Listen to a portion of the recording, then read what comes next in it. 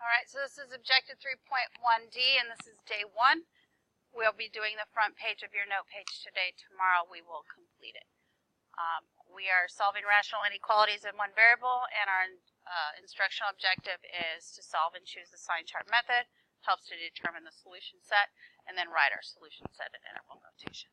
Okay, so we're going to start with some vocabulary. First term that we have to make sure we understand is the rational inequality. A rational inequality, I'm not really going to write it in a word definition as much as a visual representation. It's a polynomial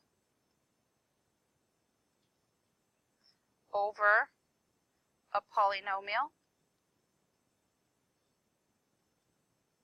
that will be greater than or less than 0.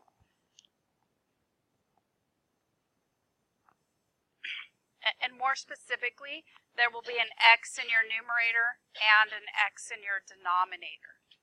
That's what makes it rational, is putting the x in your numerator and denominator.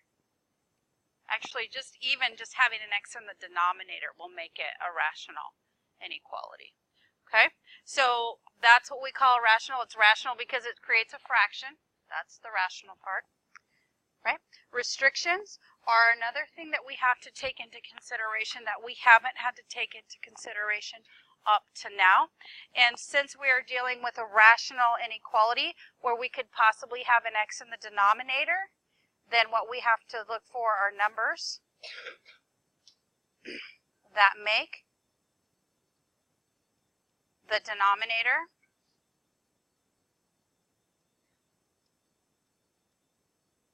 equal 0.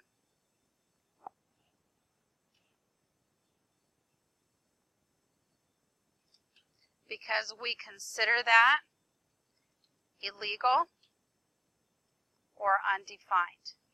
We don't have a definition for a number that has a 0 in the denominator. It's like me saying, okay, I have 5 fingers. Divide my 5 fingers into 0 groups. I don't think you can do that. Even if you cut my fingers off, which would be really mean. This is not Friday the 13th. They'd still be fingers. And you could put them in 5 groups, right? You could put them in one big group, but you can't put it and divide it into 0 groups. It's just not impossible to divide something into 0. Okay? So we will be paying attention to our restrictions. It is the one new thing that we will be talking about today. All right, so let's go through the steps that you will follow so that you can refer back if you're getting in the middle of a problem and kind of got stuck. What do I do next? Here are your steps. Step 1, determine if the solution set should contain 0 and positive or negative intervals. We've done this before. If it's greater than, we want positive numbers. If it's less than, we want negative. And if it has an equal to sign, of course, we would want to add the zeros. Okay? Then step 2, for all purposes in math analysis, our numerator and denominator will be factorable. So we'll factor the numerator and the denominator.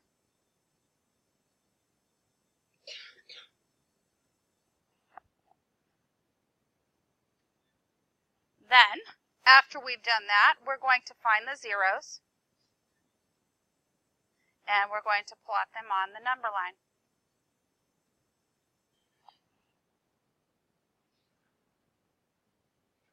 Once we've done that, we are going to identify the restriction or restrictions. So I'm going to put a /s, restriction or restrictions, in the denominator. And we are going to deny them on the number line. We are going to deny them. They are illegal numbers. Okay. Then we're going to use our sign chart to identify our positive and negative intervals. And then we'll write our solution in interval notation, and we will watch out for placement of our parentheses and our brackets. Just a little reminders and the process that we will follow. Okay? Anybody? Respond, yes? Thank you. All right, so here we have the first inequality. It should look very familiar to what we discussed in bell work, with one tiny exception. It's got an equal to sign in it, but it's the same type of problem that we solved this morning in bell work. So what I'd like you to do first, before we even do any math, is I just want to show you a visual. Okay? So what I did was I just went into Desmos so that I could look at what this would graph. We have already discussed that in our denominator, a -2 would make our denominator equal 0, which we have to deny because we can't have a 0 in the denominator. So you'll notice right here on the graph at -2 on our x-axis, there's this red dotted line because we can't have that in our answer. We can't put a -2 in our denominator. So we call that line an asymptote. Graphs will not cross a vertical asymptote. They won't. So this graph over here, to the left of -2, what are all of your output numbers? Positive or negative? Positive, right? Now here's -2 and here's 0. And between -2 and, 1, that's not a 0, that's a 1, what kind of output do we have? Negative. And then once you get to the right of 1, they go back to being positive.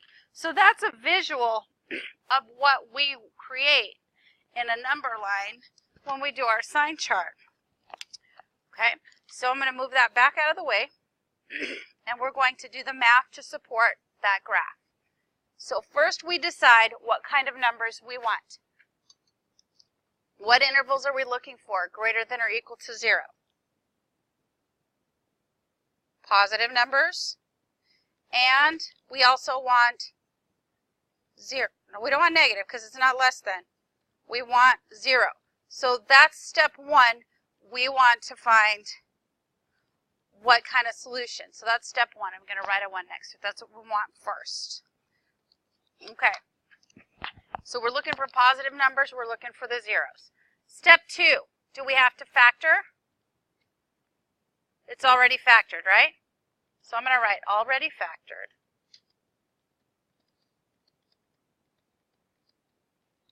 Step 3. Excuse me. We're going to find the zeros. So our zeros, we're going to make our denominator, or our numerator, x minus 1 equals 0. So that's x equals 1. And our denominator, x plus 2 equals 0.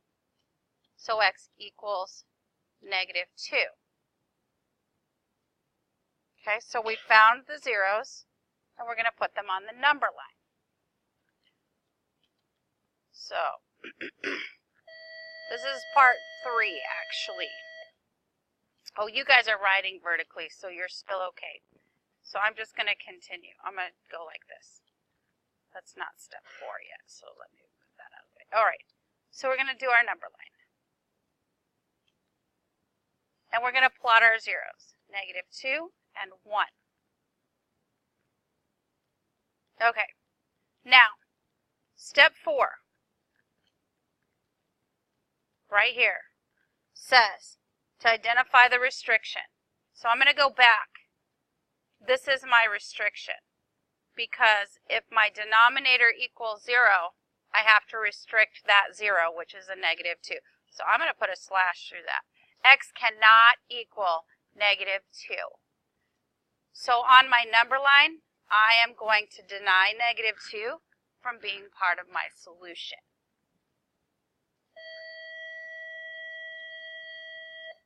So I think I'll just do, anything that I do in red is my restriction. Okay, I'm saying stop. Red. Don't do that. All right. Now, do I want to include my other 0, my 1? Because we want positives and zeros, right? So do I have to deny 1 from my solution, or can I include it? So I'm going to put a bracket on my 1 because I can include it. All right. So for number 1, I'm going to do both charts. And then after number 1, I'm only going to do chart 2. Because once we get to number 2, we get 4 zeros and it's 5 numbers that you have to check. You really need to start transitioning over into the sign chart. So today, when I do sign charts right now, after we do this first one, if you don't understand what I'm doing in the second chart, ask questions. Okay?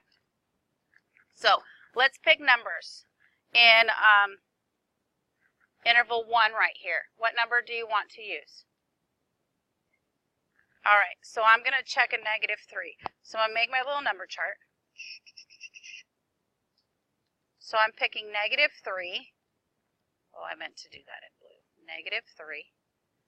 All right, what number do you want to pick in interval 2? 0? Absolutely, let's pick 0. And then what number do you want to pick in interval 3? 2. All right, so we're going to pick those values and we're going to plug them into x minus 1 over x plus 2. Okay, so we're going to do -3 minus 1 over -3 plus 2. I'm going to have to do a little better separating here. So what's our output? That's a -4 over a -1. Is that positive or negative? That's positive. Okay. Then we plugged in zeros, which are always fun to plug in. Right? 0 minus 1 over 0, that's not a 1. There we go. 0 minus 1 over 0 plus 2. So that gives us -1/2. Because zeros just can't, they're not there. And that's negative. And then we also plugged in, you said 2. So we're going to plug in a 2. So 2 minus 1 over 2 plus 2, which gives us 1/4, which is also positive. So we've done our chart 1, and we wanted positive intervals. So those are the 2 that we want. So we go back to our graph, and we know that we got a positive out of this interval. We got a negative out of that one and a positive out of that one. So our final solution, we would be looking for this side of our number line and this side of our number line. And in interval notation, wait a second, was that step 5? This is step 5, correct? So step 6, I'll put it here, our solution would be from -infinity to -2, non-inclusive because we're restricting it, in union with inclusive 1, because we can use that 0 to infinity. And that would be our solution. Now before I move on to the other sign chart, I'd like to answer any questions that you may have. Yes? Since we have denominators, in this situation we will always have a restriction. Because we'll always have an x in the denominator for rational inequalities. Okay? Yes? Absolutely. Just put parentheses on them to deny them from part of the solution. All right. Anything else before I go to the other sign chart, which everybody needs to pay attention to? Don't tune me out. Okay. So I'm going back to step 3, which is to find my zeros, and my restriction was finding step 4, right? So what I'm going to do now is I'm going to do my secondary sign chart. And my secondary sign chart, what I do is I take my binomials, x minus 1 and x plus 2, and I stack them one on top of the other. And below the second binomial, I create my number line. And on my number line, I plot both of my zeros, -2 and 1. Now we've already denied -2, and we've decided that we will keep +1 because it makes a true statement. And now we're going to use signs, positive and negative signs, to determine where we get positive numbers and negative numbers. So first first row, x minus 1, what will make this equal 0? 1. So I'm going to come over here and I'm going to put dotted lines here to separate my intervals. And on 1, I'm going to draw a 0. Because 1 makes this equal 0. And to the left of 1, just like in any number line, to the left of 0, we get negative numbers. To the left of 0 are negative. To the right of 0 are positives. And this is going to work all of the time. Pay attention, don't go to sleep. As long as my x is not a negative x. That reverses everything, just like negatives are always reversing. What's my 0 for my second binomial? Negative 2, right? So we put a 0 on the negative 2. And to the left of 0, we make positives. To the right of, negatives. And to the right of zeros, we make positives. Okay? Now, we are doing division here. So we are going to do negative divided by negative is positive. Negative divided by positive is negative. And positive divided by positive is positive. And we wanted positive intervals. That's what we wanted. So we want this part of our graph, and we want that part of our graph. So our solution would be from negative infinity to negative 2, non-inclusive, deny, union, include 1 to infinity. And from now on, I'm only going to work on this side chart. You can continue to use the other one. I'm okay with that. But I'm not going to do it in notes anymore. Okay? Any questions about the sign chart? Yes. Because if I put a negative 2 in my denominator, so a negative 2. Negative 2 minus 1 over negative 2 plus 2. I get negative 3 divided by 0, and this is illegal. It's undefined. We don't know how to divide by 0. Good question. Anything else? All right, so we move on to this next question. And first, again, I'm going to show you how that graphs. P.S. This year, you will learn how to graph these. After Christmas, when we start graphing functions. Okay, so I would like you to notice, pay attention, how many zeros there are. Shh. This is a 0, negative 1. Here's another one that we're denying, positive 1. Here's another one, 2. And another one, 3, which we're denying. To the left of negative 1, what kind of answers am I getting? No, it's above. That's positive. Between this 0 and this one, what kind of solution, what kind of answers? Negative. Between this one and this one, what kind of answers? Between this one and this one, and then between this one and infinity, positive. Okay? Positive. It's up here. Guys, this is the x-axis, yes? Wherever the graph is above the x-axis, it's positive. Wherever it's below, it's negative. Complicated graph. We don't want to have to graph this to find our solutions, so we're going to do our math by hand. So step 1, we're going to determine what kind of numbers we're looking for. So what kind of intervals? Positive or negative? Negative, because it's less than. Shh. And 0. So those are the kinds of numbers that we're looking for. That's our goal, is to find those numbers. Step 2 is to factor. So what I'm going to do, I'm going to factor fast. If you use AC method, that's great.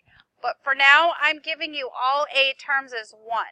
So you should be able to open your binomial pair for the numerator. Pay attention. So I'm going to take my x squared and split it into the front position. X times x is x squared. Now I'm looking at my back number. It's a negative 2, which means I'm going to be multiplying a negative times a positive to get a negative. Now, I want the two numbers that multiply to -2 and add to -1. Be specific. Don't tell me 2. -2 and +1 will fit that criteria. Okay? Now let's do the denominators. So we'll open up our binomial pairs again, and we're going to split our x squared into x times x. Now I'm looking at my last term. It's positive, which means I either have to do negative times negative or I have to do positive times positive. So I look to my b term, which is a -4. That tells me that I'm going to be multiplying two negatives. Negative times negative is positive, but negative plus negative is negative. So I'm looking for my factors of 3 that add to -4. There's only one choice, -3 and -1. So we've factored that out. So that's step 2. Step 3 is to find our zeros, yes? So we're going to say x minus 2 equals 0, x plus 1 equals 0, x minus 3 equals 0, and x minus 1 equals 0. I'm going to find them all. There's 4 zeros. So we get x equals 2, x equals -1, x equals 3, and x equals 1. So we're going to go plot them on our number line. But before I plot my number line, I'm going to go ahead and do a stacking of my sign chart because I'm going to put my number line under it. So I'm going to stack. Oh, we have to deny, but we have to plot before we deny. So I'm going to go x minus 2, x plus 1, x minus 3, x minus 1. And now I'm going to plot my number line. So I did my stacking, create my number line. And I have to start with my smallest zero, which is -1. And then I have 1, 2, and 3, so I'll put all of those on there. Okay. Now I have to deny, now that they're plotted, I have to deny, step 4, I have to deny my zeros from my denominator. These are my zeros from my denominator. Right? These are my restrictions because they make my denominator equal 0. So these I have to restrict. 2 does not make my denominator equal 0.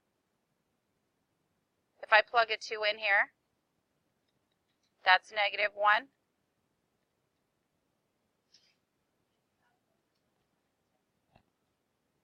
Have more than one what?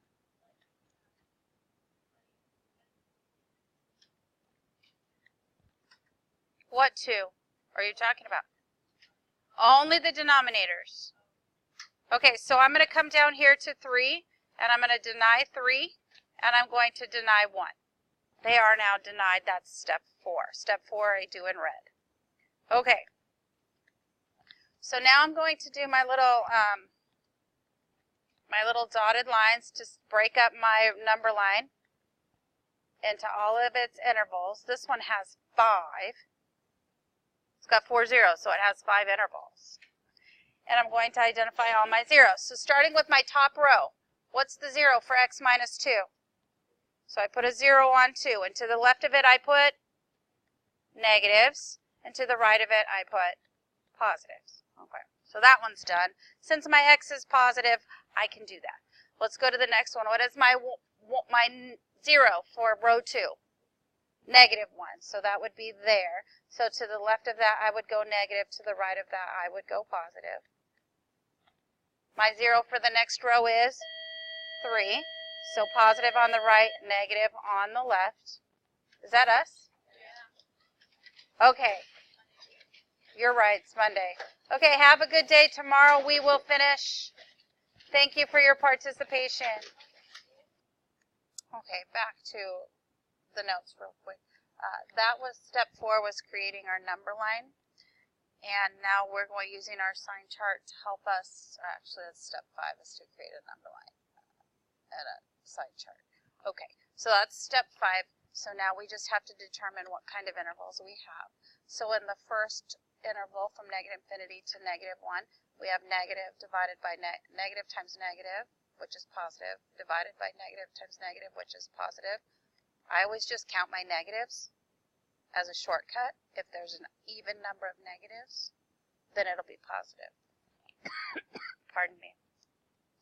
In interval 2, you have a negative times a negative, which also equals a positive. Actually, I feel like there's an error here. Oh, this is not the correct 0. Let me back that up. So we're going to back it up. This is 0. So to the left of that, we'll have negatives, and to the right of that, we will have positives. Okay, back to what I was saying. Count your negatives. 1, 2, 3, 4. That's even, so it's positive. Count 1, 2, 3. That's odd, so it's negative. 1, 2, even. 1, odd, and none.